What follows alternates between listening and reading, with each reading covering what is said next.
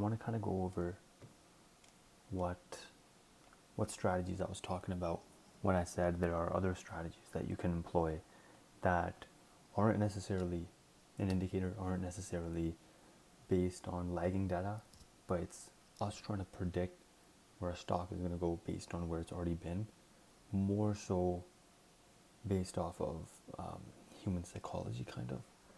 And the reason these strategies work, like like Bollinger Bands or momentum breakouts or EMA, they sometimes do work, but that's because of it's a self-fulfilling prophecy, basically. If everyone thinks that they work, they might work, because if the stock goes over 70 on an RSI, right, and everyone sells, the stock is going to decrease. So they end up becoming a self-fulfilling prophecy. So sometimes, you get a return, it worked, doesn't necessarily mean the reasoning behind it was true. So I want to go over some strategies where just some things that are very well known, but often that traders don't really employ. For example, the first thing is, the S&P 500 is the first strategy is called. The strategy is leaders carry everything, right? The S&P 500 is skewed. If you go back and look at the returns that the S&P 500 gets, it is often driven by one stock, two stocks, three stocks that went up 1,000% and drove most of the market.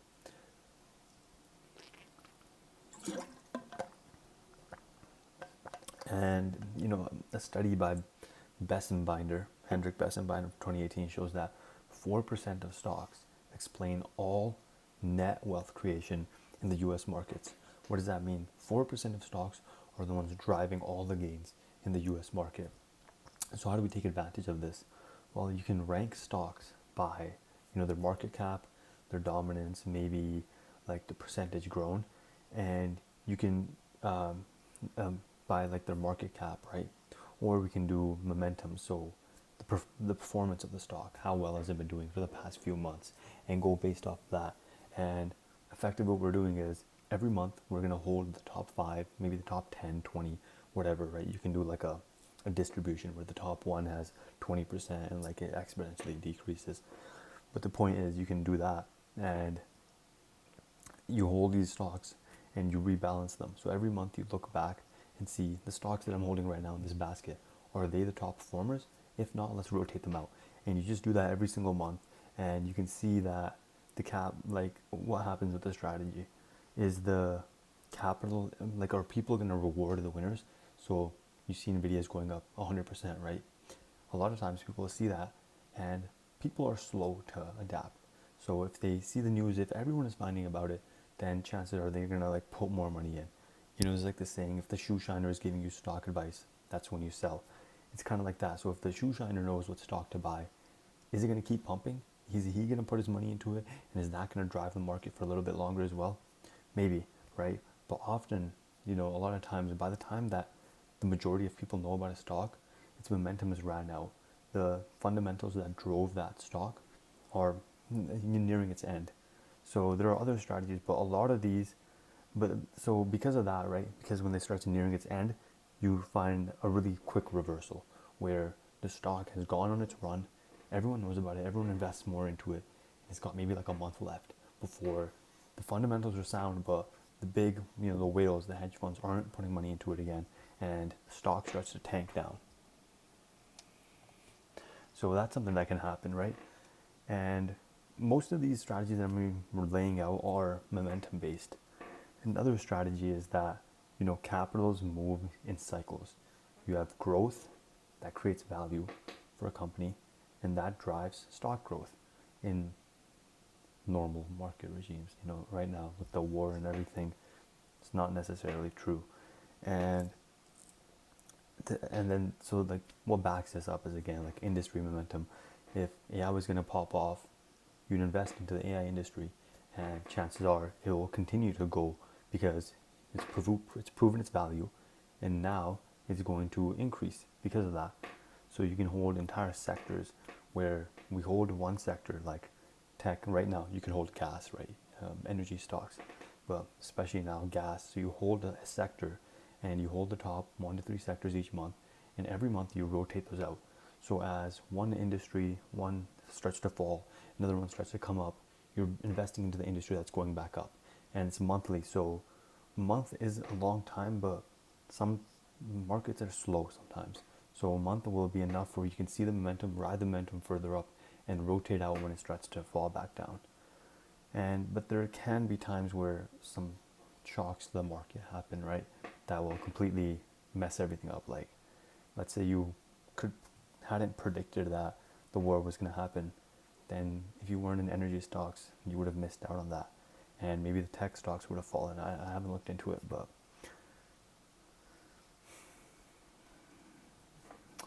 another strategy that we have is earnings momentum, right?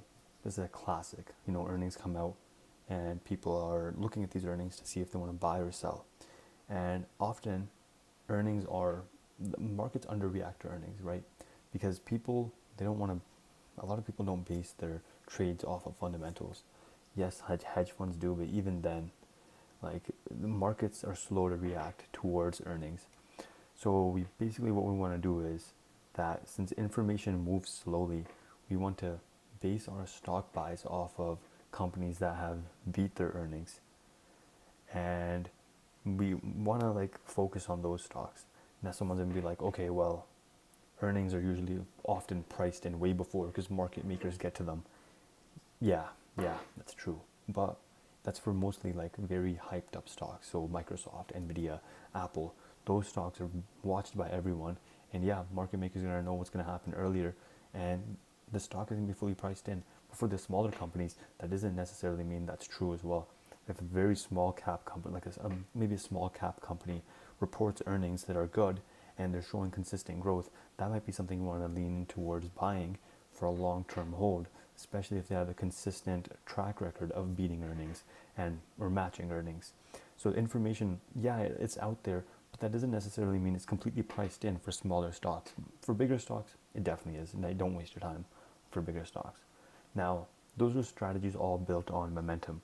Second type of strategies are built on more of reversals. So basically what that means is one strategy would be mean reversion after extremes, right? So you have an extreme reaction in the market, and eventually the market is going to correct that mistake. So let's say something happened, some news came out, people overreacted, right? And the stock went super high up and everyone started buying it, but the fundamentals weren't necessarily there, and the reason for this increase was just, like monkey see, monkey do. Then you would want to short that stock, as the market will eventually correct to where its true value should be. A way to trade this would be that we identify stocks that are up 30 to 50% in a short amount of time and short those, or that ones that go below 30 to 40%, and if their fundamentals prove to be solid, then we buy those and they will continue up. Except sometimes the trends can continue. So I'd be careful using a strategy like this, especially if the fundamentals can't back up the valuation of the company. So if something like Tesla, which is, often overvalued in a lot of people's eyes, and some indicators say that it is as well, if people buy that stock, if the stock is trending downwards, you don't want to go against the trend all the time. The momentum is going to carry through. Like with the other strategies, the momentum is why you're making the money. With a reversion strategy, if the momentum continues, you're going to lose money. Another strategy, so like the fifth one, is that, winners keep winning, losers keep losing. Just how you can spiral downwards, you can spiral upwards too, but we're going to talk about the downward spiral this time. So if a company is just weak, right, structurally it's weak, fundamentally it's weak, chances are it's going to keep going, right? So a strategy you could trade with this is when you're shorting the bottom, 10% stocks based off of their 3 to 6 month returns, right? So, a couple quarters, because you've seen 2 quarters of return of earnings. If they've underperformed both of them, if the company has debt, negative sentiment, they're losing capital, chances are it's going to keep going down, right? And it might, but there's a failure to this, is that you can have something called a short squeeze, is when everyone's short in the stock, and a failure of this is that you can have a short squeeze. So when you're shorting, right, you're borrowing shares and to sell them. If the price goes down, you make the difference, right? That's how shorting works. But what happens if the price rises, right? Randomly, let's say a biotech company, which I wouldn't, like, maybe you don't want to do this strategy with it. Biotech company is losing, and they release a miracle drug, and the stock shoots up. It's over for you. You're screwed. And because of that, you have to buy the shares and you have to cover the short, and you're gonna lose a lot of money there. So even though the stock can be trending down, it can end up, being saved by some sort of news or something like that. Or what happened with, GameStop. GameStop was a losing stock, and then everyone piled on from Reddit, and the stock ballooned up, and you had a short squeeze. Classic.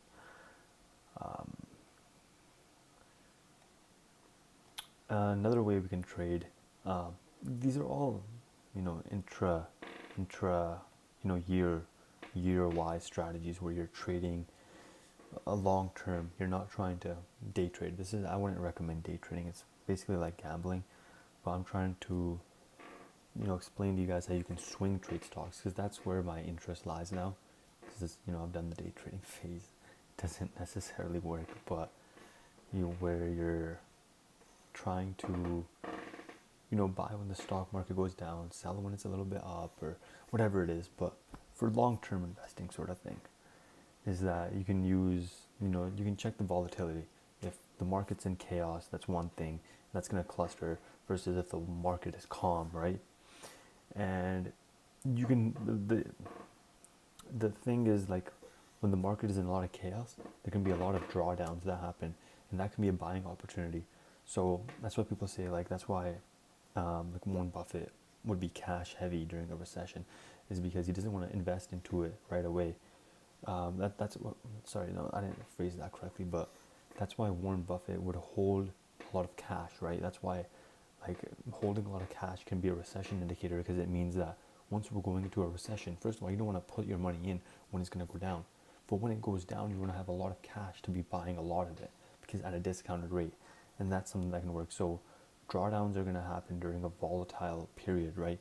And when that stock or stocks go down, that's when you want to buy, because it's going to go back up again. Because strategy that I want to cover as, a possibility. Again, I'm going to code all of these strategies and show you guys how they actually work. But for now, I'm just talking about them. Is like index drag. Most stocks are going to underperform the index, right? The S&P 500. And so our strategy is to only hold stocks that have been beating the index over some amount of months. That some amount of months is where we would, back test multiple different months, maybe even days, and see what we can get out of there. And we filter out anything that's fallen behind the market. So you don't want to, the point of this is that the S&P 500 is composed of 500 stocks, right? If the top 200 or 100 are outperforming the market, right? Outperforming the S&P 500, the other 400 are laggards. They're just bringing it down. So if these 100 are showing a gain of 200% and these, 400 are negative 50%, the market ends up going to plus 10%, plus 5%. Versus if you're just holding the plus 200, you'd be way further ahead, right? So that's a strategy that we can try, which I'll look into.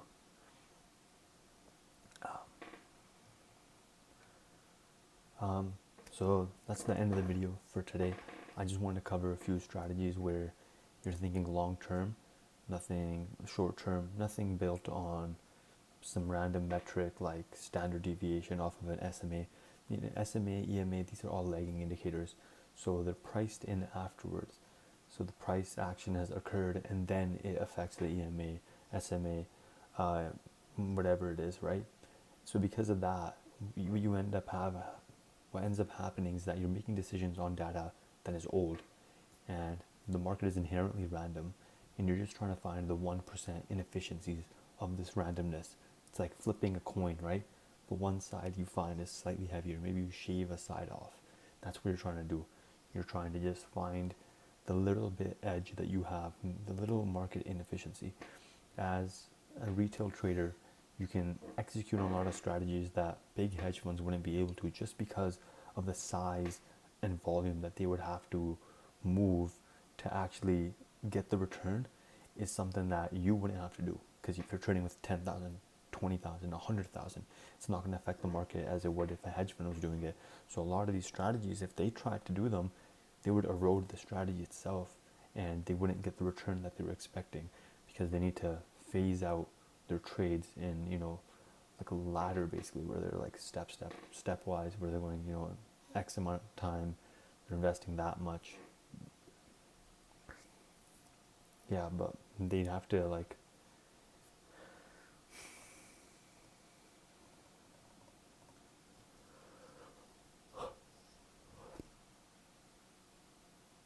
so what the edge that you have over hedge funds is that you can apply certain strategies that they wouldn't be able to, just because of the volume that they have to move in the market.